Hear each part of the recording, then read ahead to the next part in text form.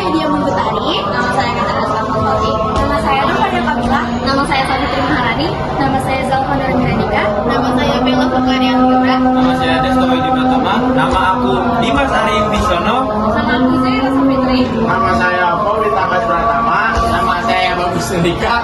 Dan satu teman kami yang berhalangan hadir yaitu Riharsya Putri Arini. Selamat menyaksikan teman-teman.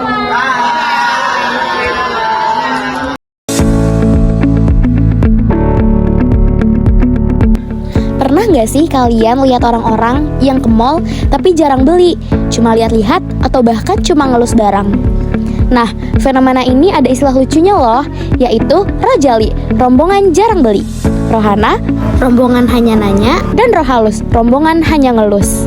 Fenomena ini menarik banget buat dibahas karena ternyata berkaitan sama perilaku konsumen dan perubahan sosial di lingkungan sekitar kita. Dalam video ini, aku bakal ngajak kalian lihat dan bandingin sedikit bagaimana perilaku Rojali, Rohana, dan Rohalus di dua mall yang berbeda, Margo City Depok dan juga Aeon Mall Tanjung Barat. Kira-kira ada perbedaan nggak ya perilaku pengunjung saat datang dan melihat-lihat di kedua mall ini? Itu tergantung ya kebutuhan customer dia kayak gimana. Kalau misalnya pandangannya dia cuman hanya lihat-lihat terus setelah itu nggak jadi, mungkin agak kesel aja sih sebetulnya, cuman tapi nggak apa-apa. Itu kan pertama kebutuhannya kan yang dicari gitu. Yang kedua itu mungkin customer juga punya pilihan. Di sini kan kita toko yang terbesar juga di Jawa Barat, jadi mungkin lebih legowo aja sih. Jadi kita lebih legowo aja sih. Makasih ya kak untuk jawabannya. Untuk kakaknya gimana perasaannya? Kalau misalnya Rohani cuma lihat-lihat doang itu kan, sebenarnya kalau kita kan emang kewajiban untuk servis customer ya. Jadi kalau misalnya ada customer yang cuma lihat-lihat doang, kita samperin, terus tanyain kayak kebutuhannya apa.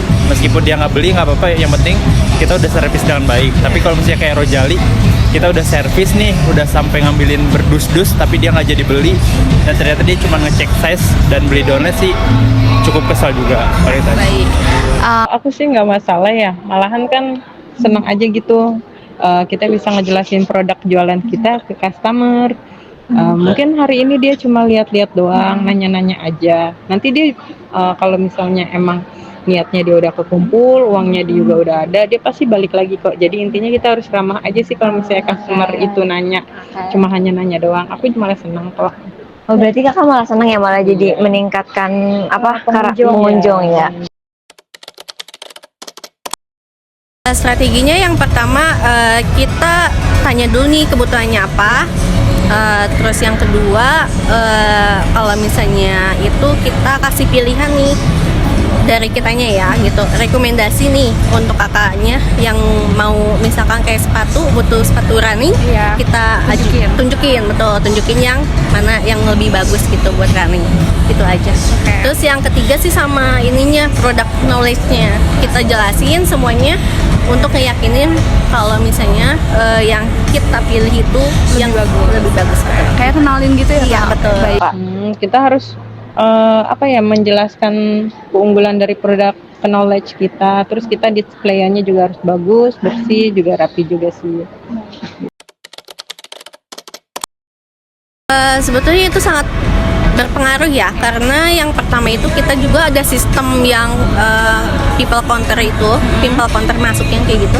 Itu kalau misalnya hanya lihat-lihat itu kan kita dilihat nih banyak orang yang masuk tapi nggak belanja, itu sangat berpengaruh juga. Jadi menurut saya kurang worth it. Kataku sih enggak ngerugiin ya, soalnya aku jadi bisa ngejelasin produk knowledge, barang-barang aku, produk-produk aku gitu. Next time juga pasti dia ntar balik lagi kok buat beli produk aku gitu. Bisa memperkenalkan teman-temannya juga ya mungkin. Berarti ini nggak sama sekali, fenomena itu nggak mengganggu sama sekali ke pihak kakak ini. Tapi kalau untuk kayak misalnya jumlah, kan orangnya banyak nih yang datang, tapi dia Seimbang nggak sama total pembelian gitu kak? Menurut aku seimbang ya, balance. Apalagi kalau zaman sekarang ya tuh penjualan offline tuh lagi susah ya. Pendapat penjual sudah kita dengar. Berikutnya kita simak pandangan pembeli mengenai fenomena ini. sih pernah lah ya. Kayak misalkan dalam contoh kayak semisal kita kayak rasa keinginan untuk punya suatu barang yang udah kita impian gitu kan ya, udah kita impikan gitu segala macem, cuman mungkin terbatas kayak untuk dananya belum ada, belum kayak misalkan kayak ya belum cukupi lah intinya. Jadi seenggaknya itu kita kayak untuk menutupi rasa keinginan tuh kayak kita lihat dulu, kayak lihat secara langsung dulu deh dari alat-alatnya segala macam yang pengen kita beli itu, dari yang Rojali segala macam dari itu. Kayak gitu lah. Biar aku bisa melihat perbedaannya kan sama Arin. Biar aku tahu nih mana yang buat aku hemat, misalkan aku lagi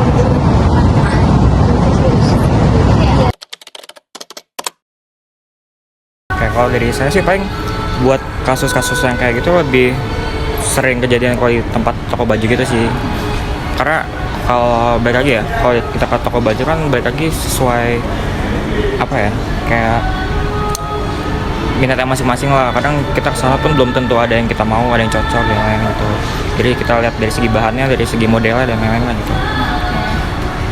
Biasanya karena emang udah lihat-lihat dulu nih di all shop, kira-kira bahannya bagus nggak ya? Misalkan baju, biasanya aku lihat dulu nih bahannya bagus nggak ya, terus harganya lebih murah di mana nih? Kalau misalkan barangnya emang bagus, terus harganya ternyata lebih murah di all shop, ya aku belinya di all shop. sebagai pembanding ya kan? Iya. Walah.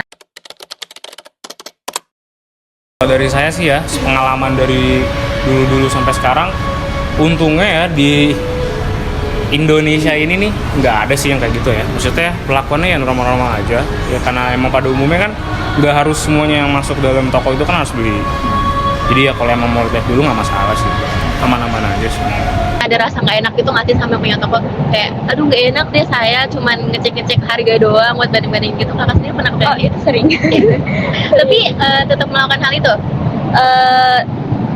Tetap sih. Ya, karena emang keperluan juga. Keperluan ya kak. Iya sih betul juga.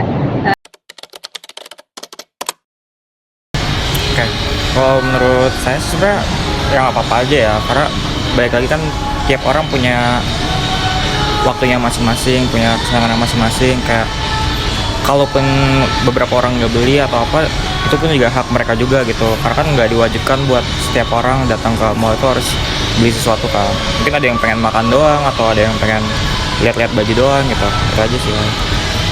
Harusnya wajar ya, karena itu juga perlu buat kita kan buat ngebandingin suatu barangnya. Itu sih menurut aku. Jadi itu sebelum normal sih ya? Iya. Wah oke. Kayak udah ya Rin. Rarin ada yang mau ditanya? Kalau misalnya di toko tuh kadang suka dijudesin nggak sih sama pegawainya gitu? Tanggapan kamu kayak gimana? Tanggapan aku gimana ya? Sebenarnya risih. Cuman ya kita kan pembeli ya, harusnya mereka nyadar lah gimana. Karena siapa tahu kita mau beli nih banyak gitu kan, tapi mereka nggak mandang kita jelek. Kita kesel kan, ya gitu deh pokoknya. Tapi kakak dari pengalaman kakak sendiri kakak pernah kayak gitu? Alhamdulillah belum pernah. Kita juga belum pernah ya Rin? Iya. Jadi kesimpulannya adalah perilaku pengunjung yang tergolong rojali, rohana, dan roh halus merupakan bagian dari pola konsumsi masyarakat modern. Fenomena ini mencerminkan perubahan sosial di mana mall tidak hanya berfungsi sebagai pusat perdagangan, tetapi juga sebagai ruang sosialisasi dan rekreasi. Hal ini menunjukkan bahwa perilaku konsumen terus berkembang sesuai kebutuhan dan gaya hidup masyarakat.